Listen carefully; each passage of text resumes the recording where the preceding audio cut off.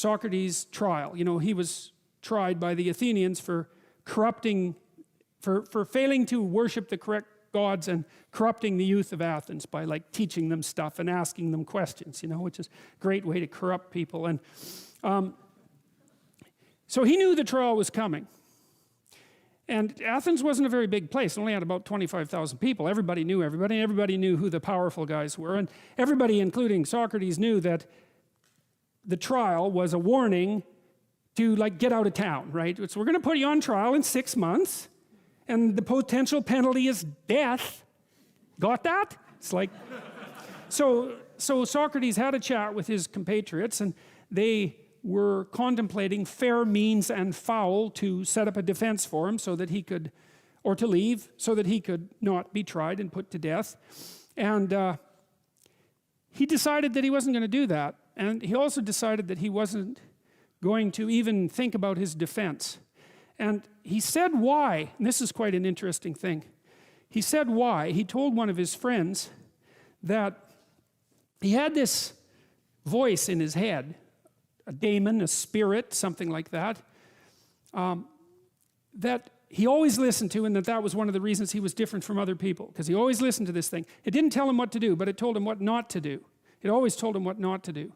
And if it told him not to do something, then he didn't do it. If he was speaking and the little voice came up and said, no, then he shut up and he tried to say something else. And he was very emphatic about this. And he said that when he tried to plan to evade the trial, or even to mount his own defense, the voice came up and said, no, don't bother with it. And he thought, well, what the hell do you mean by that? Like, there's a trial coming and I'm going to be put to death. And well, he eventually concluded that he was an old guy. You know, the next 10 years, he was in his 70s, perhaps. The next 10 years weren't going to be that great for him. He got a chance, maybe the gods were giving him a chance just to bow out, you know, to put his affairs in order, to say goodbye to everyone, to avoid that last descent into catastrophe, which might have been particularly painful for a philosopher, and to walk off the world on his own terms, something like that. The point I'm making with that is that Socrates attended to this internal voice that at least told him what not to do, and then he didn't do it. And of course, Socrates was a very remarkable man, and we still hear about him today, and we know that he existed and all of those things. And so, back to the walking with God idea. You know, as you elevate your aim,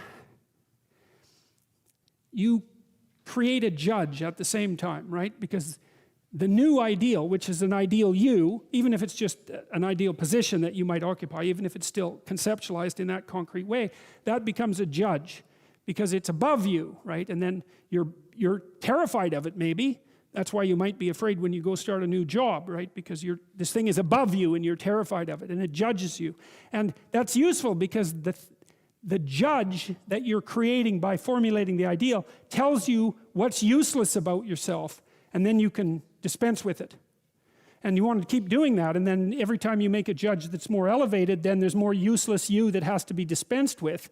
And then if you create an ultimate judge, which is what the archetypal imagination of humankind has done, say, with the figure of Christ, because if Christ is nothing else, he is at least the archetypal perfect man and therefore the judge.